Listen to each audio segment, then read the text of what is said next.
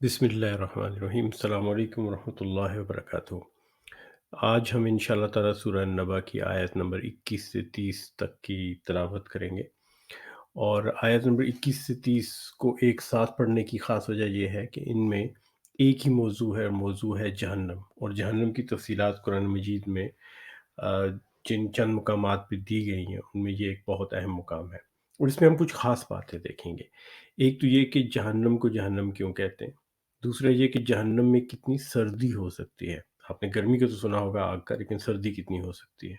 تیسرا یہ کہ جہنم میں لوگ کتنا عرصہ رہیں گے، اور جہنم کے بارے میں کیا کیا اختلافات ہیں مسلمانوں کے درمیان، خاص طور پہ ان معاملوں میں کہ جہنم میں لوگوں نے ہمیشہ ٹھہرنا ہے یا وہاں سے وہ نکل جائیں گے، یا کوئی لوگ ایسے ہیں جو ہمیشہ ہمیشہ رہیں گے۔ اور اس کے علاوہ ایک بہت اہم چیز جو میں اس میں بیان کرنا چاہوں گا آپ کے ساتھ، وہ یہ ہے کہ اللہ تعالیٰ جو رحمان الرحیم ہے، اور وہ کہتا ہے کہ ہمیشہ اس کی رحمت رہتی ہے، تو جہنم والوں پہ اللہ کی رحمت کیسے ہوگی؟ تو ان سب چیزوں کو دیکھتے ہیں۔ شروع کرتے ہیں آیت نمبر 21 سے۔ ان جہنم کانت مرصادا، بے شک در حقیقت جہنم ایک گھات ہے۔ گھات سے مراد ہے ایک ایسی جگہ جہاں آ، انتظار کیا جائے شکار کا۔ تو ایک ایک لفظ کے لحاظ سے دیکھتے ہیں۔ ان کا مطلب ہے بے شک، جہنم سے مراد ظاہر ہے کہ جہنم ہے، اور ہم اس لفظ پہ بھی غور کریں گے کچھ دیر میں انشاءاللہ۔ کانت مرصادہ کا مطلب ہے کہ ایک گھات ہے، ایک انتظار میں بیٹھی ہے۔ اور یہ کس کے انتظار میں بیٹھی ہے؟ یہ ان لوگوں کے انتظار میں بیٹھی ہے جنہوں نے گناہ کیے ہیں۔ اب ان میں جو لفظ آتے ہیں مرصاد اور جہنم، ان دونوں پہ غور کرتے ہیں۔ مرصادہ کا لفظ جو ہے یہ مرصد سے نکلا ہے، اور اس سے مراد ایک ایسی جگہ ہے یہاں بیٹھ کے کسی کو شکار کیا جائے، اور شکار کا جیسے انتظار کیا جاتا ہے کسی جگہ پہ، کوئی گڑھا وغیرہ کھود کے اس میں چھپ جاتا ہے شکاری، اور وہاں سے دیکھتا ہے کوئی شکار آئے تو اس پہ حملہ کیا جائے۔ جو لفظ جہنم ہے، یہ آپ کو جان کے حیرت ہوگی کہ یہ عربی زبان کا لفظ نہیں ہے، اور یہ اصل میں فارسی زبان سے آیا ہے۔ اور جہنم سے مراد ایک ایسی جگہ ہے جہاں پر کچرا پھینکا جائے، جہاں پر آ، بیکار چیزوں کو پھینک دیا جائے، خاص طور پہ ایک ایسا گڑھا جہاں بیکار چیزیں پھینکی جائیں۔ اور عبرانی زبان میں بھی اس کو کہنام کہتے ہیں، یہودی سے کہنام کہتے ہیں، اور یہ فارسی کے لفظ جہنم سے ہی انہوں نے نکالا ہے۔ اب یہاں میں ایک بات آپ سے بیان کرنا چاہوں گا کہ خالق اور مخلوق کے درمیان ایک خاص رشتہ ہوتا ہے۔ مثلا انسان خالق ہے، اور اس کی تخلیقات میں موبائل فون آتا ہے۔ اگر تو تخلیق مخلوق کام صحیح کرے تو انسان اس کو استعمال کرتا ہے، اور اگر وہ بہت عرصے تک صحیح کام کرے تو وہ ایک بہت نایاب چیز بن جاتی ہے، اور اس کو بڑے احتیاط سے رکھا جاتا ہے، میوزیم وغیرہ میں رکھ دیا جاتا ہے۔ لیکن اگر آپ کی تخلیق کام نہ کرے تو آپ اس کو کچرے میں پھینک دیتے ہیں، کیونکہ پھر اس کا کوئی فائدہ نہیں ہے۔ اسی طرح کا رشتہ اللہ تعالیٰ اور اس کی مخلوق کے درمیان ہے، لیکن فرق یہ ہے کہ ہمیں اللہ تعالیٰ نے اس چیز کا فیصلہ کرنے کا موقع دیا ہے کہ ہم کیا کامیابی چاہتے ہیں اپنی زندگی کے مقصد کو پورا کر کے، یا ناکامی کی طرف جاتے ہیں اپنی زندگی کے مقصد سے روگردانی کر کے۔ اور یہی بات یہاں پر اللہ تعالیٰ نے بیان کی ہے۔ ان جہنم کانت مرصادن، کہ جہنم تو انتظار میں بیٹھی ہے ان لوگوں کے جو اپنی تخلیق کے مقصد سے روگردانی کرتے ہیں، اسے منہ پھیر لیتے ہیں، اور جو اپنے آپ کو خود اس رستے پر لے کے جاتے ہیں جس کا انجام جہنم پہ ہوتا ہے۔ اور پھر ان لوگوں کے بارے میں آیا نمبر 22 میں اللہ تعالیٰ نے مزید فرمایا ہے، للطاغین مآبا، سرکشوں کا ٹھکانہ۔ دو الفاظ ہیں، لیکن دو الفاظ میں آپ سمجھے کہ دریا کو کوزے میں بند کر دیا ہے۔ للطاغین سے مراد ہے سرکش، اور مآبا سے مراد ہے گھر، رہنے کی جگہ یا ٹھکانہ، جہاں پہ انسان رہے۔ جو لفظ للطاغین ہے، اس پہ ذرا غور کیجیے گا کہ یہ آیا کہاں سے ہے۔ تو یہ لفظ جو ہے للطاغین، یہ طغیان سے نکلا ہے، اور طغیان سے مطلب ہے ایک اس قسم کا طوفان جو اپنی حدوں سے باہر نکل جائے۔ مثلا پانی میں جب سیلاب آتا ہے یا سونامی آتی ہے، تو پانی اپنی حد سے، اپنے مقام سے باہر نکل آتا ہے تو اس کو طغیان کہا جاتا ہے۔ اور للطاغین سے مراد ایسے لوگ ہیں جو اس طرح آ، سرکشی کرے جس طرح پانی سرکش ہو جاتا ہے سونامی یا سیلاب کے دوران۔ اب اپنی حدود سے جب بھی کوئی چیز تجاوز کرے، چاہے وہ انسان ہو یا پانی، تو وہ صرف اپنا نقصان نہیں کرتا بلکہ وہ باقیوں کا بھی نقصان کرتا ہے۔ اور یہ ہے پیغام اس آیت میں اللہ تعالیٰ کا کہ جو لوگ سرکشی کرتے ہیں اور اپنی حد سے باہر نکلتے ہیں وہ اپنے ساتھ دوسروں کا بھی نقصان کرتے ہیں اور اس چیز کی ان کو سزا ملتی ہے۔ اب ان دونوں آیات کو ملا کے دیکھیے، ان جہنم کانت مرصادن للطاغین مآبا، بے شک جہنم گھات لگائے بیٹھی ہے، انتظار میں بیٹھی ہے سرکشوں کے لیے جو وہاں ہمیشہ رہیں گے، ان کا وہ گھر ہوگی۔ اور یہ وہ سرکش ہیں جو اپنی حدود سے تجاوز کر جاتے ہیں، جنہوں نے تمام حدیں پار کر دی اور اس عمل میں اپنے ساتھ دوسروں کو بھی نقصان پہنچایا۔ اگلی آیت جو ہے آیت نمبر 23، اس کے بارے میں پہلے سے آپ کو یہ بتا دوں کہ اس آیت کے اوپر مسلمانوں کے درمیان بہت زیادہ اختلافات رہے ہیں، اور یہ اختلافات پچھلے 1400 سال سے ہیں۔ اور ان اختلافات کی وجہ سے مسلمانوں میں فرقے بازیاں بھی ہوئیں، جھگڑے بھی ہوئے، لڑائیاں بھی ہوئیں، اور آج تک یہ اختلاف چلتا ہے۔ تو ذرا غور سے سنیے گا اس میں کیا اختلاف ہے اور کیوں ہے یہ اختلاف، اور ہم کوشش کریں گے اس اختلاف کو دور کرنے کی۔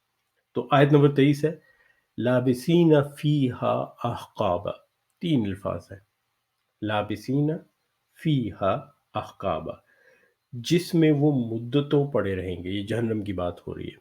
لابسین کا مطلب ہے پڑے رہنا، اور فیہا کا مطلب ہے اس میں یا جس میں۔ اور جو لفظ آتا ہے احقابہ، یہاں پر اختلاف شروع ہوتا ہے مسلمانوں کے درمیان کہ احقابہ سے کیا مراد ہے۔ تو اس لفظ کو تفصیل سے ہم دیکھیں گے کہ احقابہ کا کیا مطلب ہے۔ لابسین فیہا احقابہ، احقابہ کا جو لفظ ہے یہ عربی کے لفظ حقب سے نکلا ہے۔ حقبہ یا حقب جو ہے یہ اس کی واحد کا صیغہ ہے، اور احقاب جمع کا صیغہ ہے۔ اس سے مراد ہے بہت زیادہ وقت، لیکن کتنا زیادہ وقت، اس پہ مسئلہ بنتا ہے۔ کچھ لوگ کہتے ہیں 80 سال کا ایک حقب ہے، کچھ کہتے ہیں 1000 سال کا ایک حقب ہے۔ اور بحث یہ پیدا ہوگی مسلمانوں میں کہ جہنم میں لوگ کتنے عرصے تک رہیں گے، کیا وہ ہمیشہ ہمیشہ رہیں گے یا ان کو نکال دیا جائے گا۔ تو قرآن مجید میں تو تین باتیں ہوئی ہیں، ایک تو احقاب کا لفظ استعمال ہوا ہے کہ بہت لمبا عرصہ، دوسرا خلود کا لفظ، خالدینہ کا لفظ استعمال ہوا ہے 34 دفعہ جس کا مطلب ہے ہمیشہ، اور پھر خالدینہ ابدا کا لفظ استعمال ہوا ہے جس کا مطلب ہے ہمیشہ ہمیشہ، ابدی طور پہ ہمیشہ۔ اور اس میں بحث پیدا ہوگی کہ بھئی آخر کار جہنم ہمیشہ رہے گی یا ختم کر دی جائے گی۔ تو ایک تو واضح چیز ہے کہ کچھ لوگ جہنم میں کم عرصہ رہیں گے، کچھ زیادہ۔ سوال یہ پیدا ہوتا ہے کہ کیا کچھ لوگ ایسے بھی ہیں جو جہنم میں ہمیشہ ہمیشہ رہیں گے اور جہنم کبھی ختم نہیں ہوگی؟ تو یہاں ایک لمحے کے لیے ٹھہر جاتے ہیں اور بات کرتے ہیں ایسے مسائل کی، فروعی مسائل کی اور بحث مباحثے کی جو اسلام میں اور دین میں پیدا ہوتا ہے۔ 99% اسلام کے اندر جو مباحثے ہیں، جو فرق ہے لوگوں میں، ان کا دین سے اور ایمان سے کوئی تعلق نہیں۔ مثلا لوگ جہنم میں کب تک رہیں گے، صحابہ کے درمیان جنگیں ہوئی تو کون سے صحابی ذمہ دار تھے، اس قسم کے سوالوں کو حل کرنے سے پہلے تین چیزیں یاد رکھیں۔ نمبر ایک، کیا مجھ سے اس بارے میں قبر میں مرنے کے بعد سوال کیا جائے گا؟ نمبر دو، کیا قیامت کے دن اللہ تعالیٰ اس بارے میں مجھ سے سوال کرے گا؟ نمبر تین، کیا اس معاملے میں جہاں شک و شبہ ہے اللہ تعالیٰ جب فیصلہ کرنے لگے گا تو کیا وہ مجھ سے مشورہ کرے گا؟ اگر ان تینوں کا جواب نفی میں ہے کہ نہیں، قبر میں بھی سوال نہیں ہوگا، قیامت کے دن بھی نہیں ہوگا، اور اللہ نے میرے اور آپ سے مشورہ بھی نہیں کرنا، تو ان چیزوں میں، ان بحث مباحثے میں ایک دوسرے سے نفرتیں نہ پیدا کیجیے اور ایک دوسرے پہ کفر اور ایمان کے فتوے نہ لگائیے، اور ان کو صرف اور صرف ایک علمی ادبی بحث سمجھ کے ان کے اوپر غور کیا جائے۔ واپس آتے ہیں جناب قرآن مجید کے اس پیغام کی طرف کہ انسان کتنے عرصے جہنم میں رہے گا۔ اور دلچسپ بات یہ ہے کہ اس پہ بحث تو چل رہی 1400 سال سے، اس کا جواب قرآن مجید میں اللہ تعالیٰ نے خود ہی دے دیا سورہ ہود میں، جو کہ 11ویں سورت ہے، آیات 106، 107 اور 108۔ اللہ تعالیٰ نے واضح جواب اس بات کا دیا ہے کہ لوگ جہنم میں کتنے عرصے رہیں گے اور کیا جہنم ہمیشہ ہمیشہ کے لیے ہوگی یا ختم کر دی جائے گی۔ تو اللہ تعالیٰ فرماتے ہیں آیت نمبر 106 میں، فَأَمَّا الَّذِينَ شَقُّوا فَفِي نَارِ لَهُمْ فِيهَا زَفِيرٌ وَشَهِيقٌ، بے شک جن لوگوں نے اپنے اوپر خود مصیبت لائی ہے وہ جہنم کی آگ میں رہیں گے، جہاں پر ان کے لیے افسوس اور مایوسی ہوگی۔ تو یہاں یہ غور کیجئے کہ ان لوگوں کو اللہ تعالیٰ زبردستی جہنم نہیں بھیج رہا، انہوں نے اپنے اوپر خود مصیبت مسلط کی اور اپنے اعمال کی وجہ سے خود جہنم میں جا رہے ہیں۔ اگلی آیت میں اللہ تعالیٰ فیصلہ کرتے ہیں کتنے عرصے رہیں گے۔ خالدین فیہا ما دامت السماوات والارض الا ما شاء ربک ان ربک فعال لما یرید، کہتے ہیں اللہ تعالیٰ اس میں ہمیشہ رہیں گے جب تک زمین و آسمان قائم ہے، حتیٰ کہ انلیس تمہارا رب اس کے علاوہ کچھ چاہے، بے شک تمہارا رب جو چاہتا ہے وہ کرتا ہے۔ تو اللہ تعالیٰ کیا فرماتے ہیں کہ ان کو میں رکھوں گا ہمیشہ ہمیشہ، لیکن اگر میرا ارادہ بدل گیا تو پھر میرے جو جی میں آتا ہے وہ میں کروں گا۔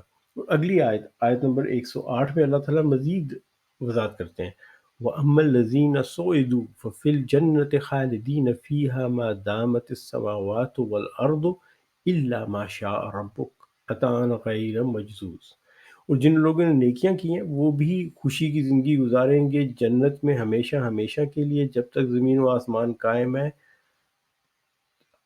اگرچہ حالانکہ unless and until تمہارا رب اس کے علاوہ کچھ چاہے، اور بے شک تمہارا رب ہر چیز پر قادر ہے۔ واپس آتے ہیں جناب پھر تفسیر کی طرف اور آتے ہیں سورہ نبا کی آیات جو باقی ہیں ان کی طرف۔ آیت نمبر 24، یہاں پہ وہی بحث اور وہی سلسلہ چل رہا ہے جہنم کا، اور اللہ تعالیٰ بتا رہے ہیں کہ آگے جہنمیوں کے ساتھ کیا ہوگا۔ تو اللہ تعالیٰ فرماتے ہیں لا یذوقون فیہا بردا ولا شرابا، اس جہنم میں جو جہنمی ہے ان کو کسی ٹھنڈک اور پینے کے قابل چیز کا مزہ نہ ملے گا۔ لا یذوقون کا مطلب ہے چکھنا، کہ وہ نہیں چکھیں گے، ان کو کوئی چکھنے کا موقع نہیں ملے گا۔ فیہا اس میں، بردن کا مطلب ہے ٹھنڈک، لیکن یہ خوشگوار ٹھنڈک ہے، یہ برفیلی ٹھنڈک نہیں، یہ ایک اچھی خوشگوار ٹھنڈک ہے۔ ولا شرابہ، اور نہ ہی پیاس بجھانے والا مشروب، تو کوئی بھی اس قسم کی عیاشی، اس قسم کی آسائش اور نعمت ان کو نہیں ملے گی جہاں ان کو ٹھنڈک ملے یا پیاس بجھانے والا کوئی مشروب ملے۔ لا یذوقون فیہا بردا ولا شرابا، ایک ایک کر کے الفاظ کو دیکھیں بردن ولا شرابا کے۔ بردن سے مراد ہم نے پہلے بھی بتایا کہ یہ ایک اچھی ٹھنڈک ہے، جس طرح خوشگوار ہوا چلتی ہے اور ٹھنڈک کا احساس ہوتا ہے، اور شرابہ کا مطلب پیاس بجھانے والا مشروب۔ ان دونوں کی بڑی اہمیت ہے کیونکہ ان دو الفاظ کی وجہ سے کچھ ایسے شکوک و شبہات پیدا ہوئے کہ جو اگلی آیت ہے، آیت نمبر 25، اس کا ترجمہ صدیوں کے دوران بدل گیا مکمل طور پہ، اور اس قسم کا ترجمہ کیا گیا اور بڑے بڑے مترجموں نے یہ ترجمہ کیا جو اصل معنی کے بالکل مخالف تھا، اور اس کو سمجھنا بہت ضروری ہے تاکہ ہم قرآن کے اصل معنی کو جان سکیں اور اللہ کے پیغام کو صحیح طرح جان سکیں۔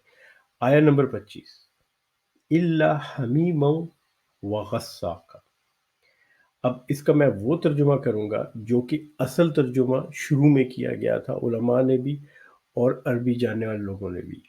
الا حمیما وغساقا، سوائے حمیم اور غساق کے۔ اب یہ حمیم اور غساق کیا ہے؟ الا کا مطلب تو ہو گیا نا سوائے، حمیم اور غساق کیا ہے؟ حمیم کا مطلب ہے شدید گرمی یا شدید ٹھنڈک، اس کو جو مترجمین ہیں انہوں نے مایوسی بھی کہا ہے، شدید مایوسی بھی کہا ہے۔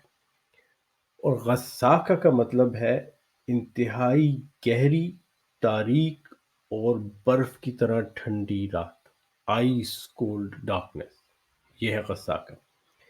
لیکن ترجمہ کیا ہوا؟ جیسے جیسے وقت گزرتا گیا لوگوں نے اس کا ترجمہ یہ کیا، حمیمن کو کر دیا گرم پانی اور غساقہ کو کر دیا زخموں سے بہتی ہوئی پیپ، اور یہ غلط ترجمہ ہے۔ ایسی کوئی بات نہیں، کہ جہنم میں گرم ابلتا ہوا پانی اور پیپ دی جائے گی جہنمیوں کو، یہ ترجمہ غلط کیا گیا جو اصل ترجمے اور مفہوم سے ہٹ کے تھا۔ الفاظ کو غور سے دیکھتے ہیں اور ان کو ہم قرآن اور حدیث کی رو میں دیکھتے ہیں کہ حمیمن و غساقہ کا کیا مطلب ہے۔ پہلے حمیمن کو لیتے ہیں۔ حمیم عربی زبان میں استعمال ہوتا ہے شدید گرمی یا شدید ٹھنڈ کے لیے، اور یہ اگر آپ نے اس کا مطلب جاننا ہو تو ایک بہت مشہور و معروف ڈکشنری ہے عربی کی، تاج العروس من جواہر القاموس، اس میں آپ جا کے دیکھیے تو اس کا یہی مطلب آتا ہے۔ اور یہیں پر سے ایک بہت اہم پیغام قرآن کا ہم سے رہ گیا اور ہم بھول گئے کہ قرآن کے مطابق جہنم کے دو حصے ہیں، ایک شدید گرم حصہ ہے اور ایک شدید ٹھنڈا حصہ ہے۔ جو ٹھنڈا حصہ اس کا باقاعدہ نام ہے، زمہریر اسے کہا جاتا ہے، اور اس کا حدیث میں کئی جگہ ذکر آیا ہے۔ تو جہنم صرف آگ اور گرمی کا نام نہیں، اس میں آگ بھی ہے، شدید گرمی بھی ہے اور شدید ٹھنڈ بھی ہے، اور دونوں قسم کا عذاب لوگوں کو دیا جائے گا۔ اس لیے لفظ حمیم استعمال ہوا جو شدید ٹھنڈ کے لیے بھی آتا ہے اور شدید گرمی کے لیے بھی۔ نبی پاک صلی اللہ علیہ وسلم کی ایک دعا ہے، لا الہ الا اللہ ما اشد برد ھذا اليوم اللہم اجرنی من زمہریر جہنم۔ یہ حضرت ابو ہریرہ سے روایت ہے اور یہ دعا پائی جاتی ہے بخاری شریف میں، اور اللہ تعالیٰ سے نبی پاک صلی اللہ علیہ وسلم نے دعا کی کہ ہمیں جہنم کی شدید ٹھنڈ زمہریر جہنم سے بچا۔ تو قرآن مجید کے اندر جو جہنم کا تصور ہے وہ عیسائیت اور یہودیت کے تصور سے مختلف ہے۔ تو حمیم کا لفظ ہم نے دیکھ لیا، شدید گرمی اور شدید ٹھنڈ۔ غساقہ کیا ہے؟ اور غساقہ کا ترجمہ جو عام طور پہ کیا جاتا ہے وہ ہے زخموں سے نکلنے والی پیپ۔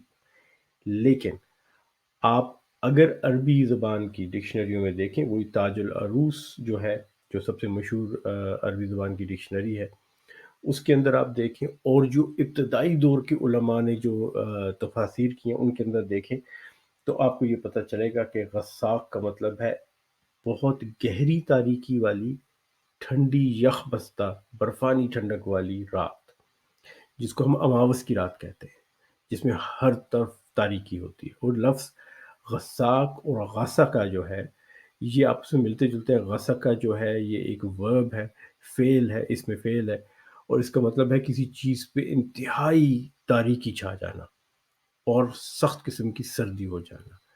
کسی صورت میں بھی غساقہ کا مطلب زخموں سے نکلنے والی پیپ نہیں ہے قرآن کے اندر۔ یہ ساری چیزیں جو ہیں غیر متعلقہ اور اندازہ لگا کے ترجمے کیے گئے ہیں۔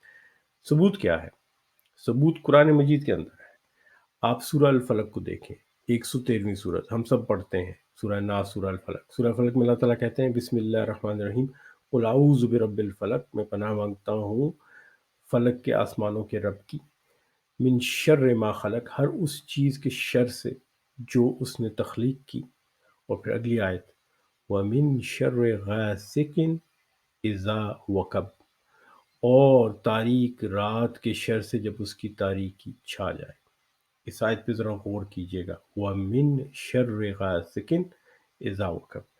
تو جناب کیا ہے؟ وَمِن شَرِّ غَاسِقٍ اذا وقب، تاریک رات کی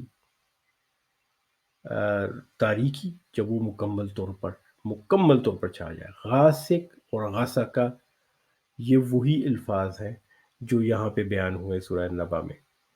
اگر وہاں پہ غاسق کا مطلب تاریک رات ہے سورہ فلق میں، تو غساقہ جو ہے نبا میں، اس کو ہم پیپ کے طور پہ نہیں کہہ سکتے کہ زخموں سے نکلنے والی پیپ ہے۔ اس کا یہ ترجمہ پھر صحیح نہیں ہوگا، یہ قرآن کی روح کے خلاف جائے گا۔ اچھا یہ بات تو ہوگی، چلیں جی، کھولتا پانی نہیں ہے جہنم میں اور زخموں کی پیپ بھی نہیں دی جا رہی جہنمیوں کو، شکر ہے اللہ کا، لیکن پھر بھی کوئی اچھی بات تو نہیں کہ شدید گرمی، شدید سردی، اور اس کے علاوہ تاریک برفانی راتیں اور کوئی روشنی نہیں۔ تھوڑا سا ڈر لگتا ہے بندے کو، کہا جاتا ہے کہ بہت سخت سزا ہے۔ تو آیا نمبر 26 میں اللہ تعالیٰ بتاتے ہیں کہ سزا واقعی سخت ہے یا نہیں۔ اللہ تعالیٰ فرماتے ہیں جزاء وفاق، ان کے کرتوتوں کا بھرپور بدلہ۔ دو الفاظ ہیں، دونوں پہ غور کیجئے، جزا اور وفاق۔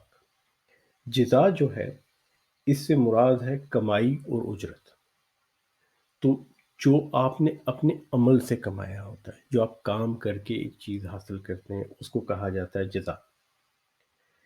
اس کو آپ انعام بھی سمجھ لیں کسی چیز کا۔ اور وفاقہ کا مطلب ہے بالکل درست۔ تو جزام تو ہو گیا آپ کے اپنے ہاتھ کی کمائی۔ تو جہنمیوں کو کیا مل رہا ہے؟ وہ چیز جو اپنی محنت سے وہ حاصل کر رہے ہیں، پوری دنیا کی زندگی میں جس چیز کے لیے وہ محنت کر رہے ہیں وہی ان کو آخرت میں مل رہی ہے۔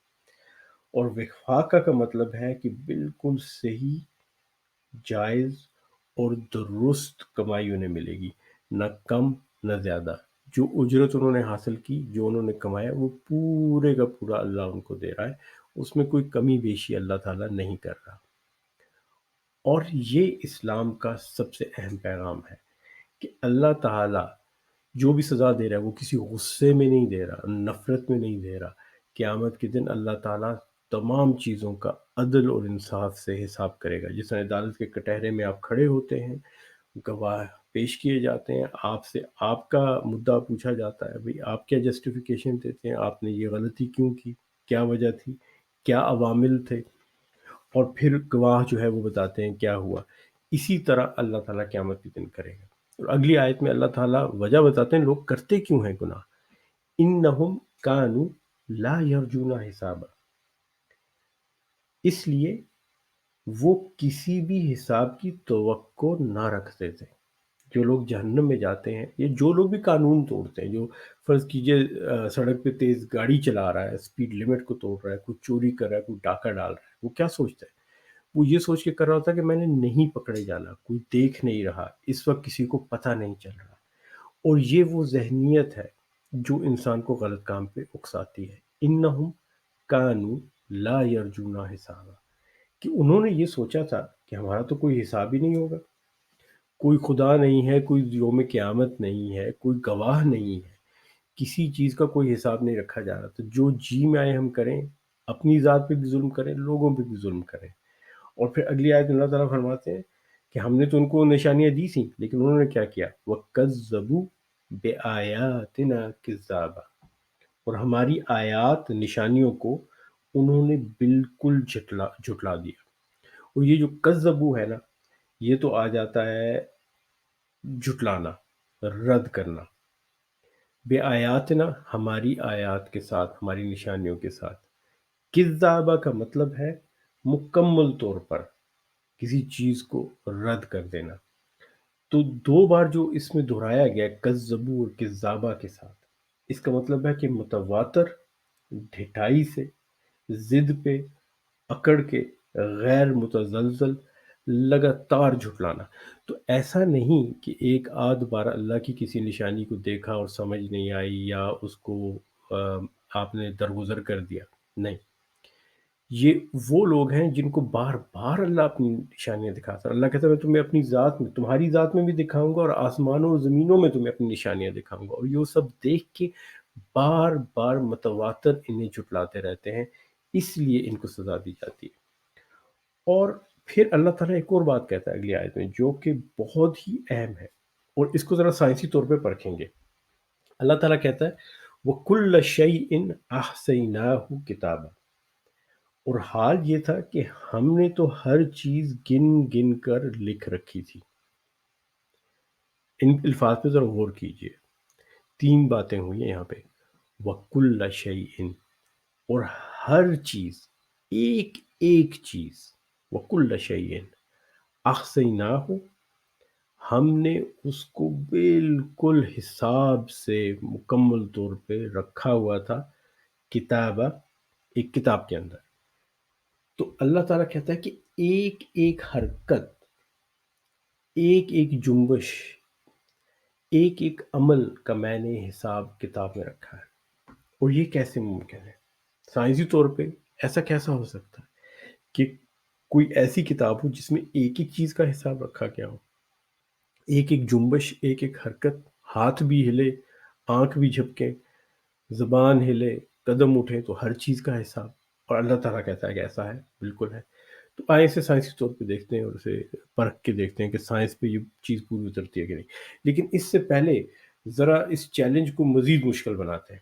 سورہ الانعام چھٹی سورہ ہے، اس کی آیا نمبر 59 میں اللہ تعالیٰ کہتے ہیں کہ اگر ایک پتا بھی گرتا ہے تو تمہارا رب اللہ جانتا ہے اس بات کو۔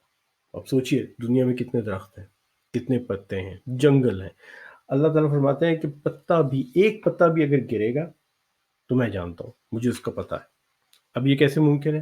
تو آج کی سائنس کہتی ہے جناب کہ جب کوئی بھی چیز گرتی ہے یا ہلتی ہے تو آپ کی جو کشش ثقل ہے اس کے اندر ارتعاش پیدا ہوتا ہے، اس کے اندر لہریں اٹھتی ہیں جو گریویٹیشنل فیلڈ ہے، اور ان کو ریکارڈ کیا جا سکتا ہے، میں اور آپ ریکارڈ کر سکتے ہیں۔ ایسے اکوپمنٹ ہے جو ان ہلکی سی موومنٹس کو بھی ریکارڈ کرتے ہیں، لیکن ایک مسئلہ ہے کہ ایک کمرے کے اندر اتنی حرکتیں ہو رہی ہوتی ہیں کہ اگر آپ ان کو ریکارڈ کرنا شروع کریں تو آپ کے سارے سپر کمپیوٹر چند دن میں فل ہو جائے۔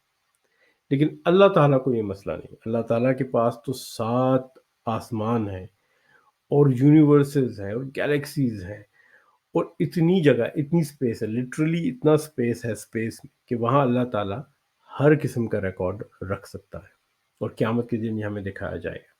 اگلی آیت، آیت نمبر 30، اس آیا کے بارے میں کہا ہی جاتا ہے کہ یہ قرآن کی سب سے زیادہ ڈرانے والی آیت ہے، لیکن میں اس بارے میں انتہائی عاجزی کے ساتھ یہ عرض کروں گا کہ یہ اللہ تعالیٰ کی رحمت کی ایک بہت بڑی نشانی ہے۔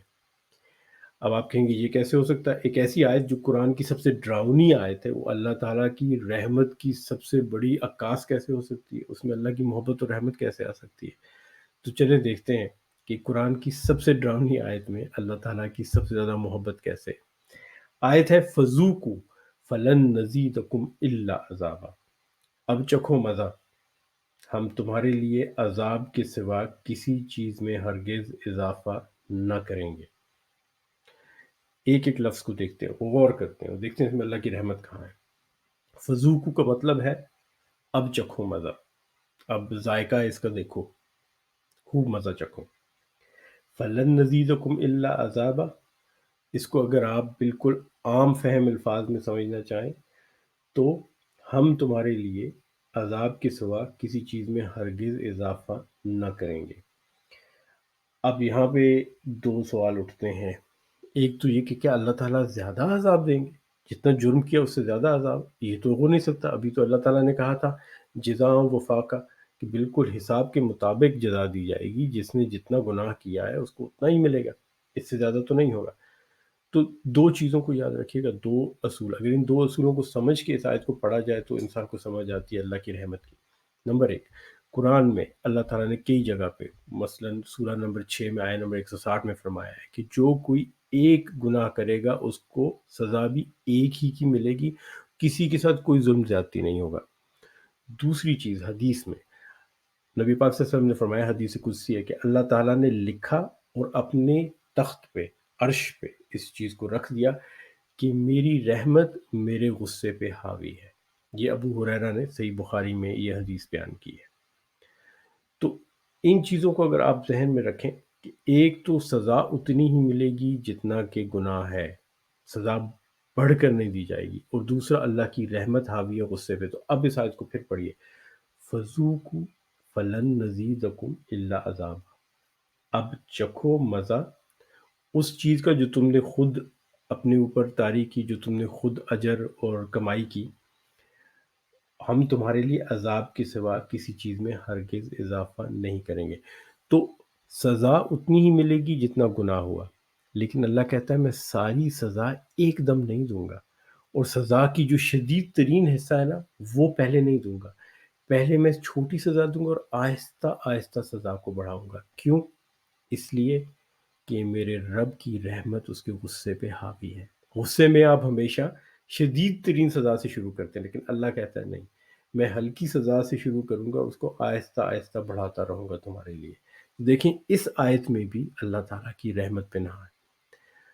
بہت بہت شکریہ سننے کا۔ انشاءاللہ سورہ نبا کی تفسیر اور درس جو ہے وہ جاری ہے، ہم مل کے سمجھنے کی کوشش کر رہے ہیں قرآن کو، اور اگلی دفعہ انشاءاللہ ہم جنت کی باتیں کریں گے، اور جنت کے بارے میں کہاں کہاں کیا کیا غلط فہمیاں پیدا ہوئی ہیں اس بارے میں بات کریں گے۔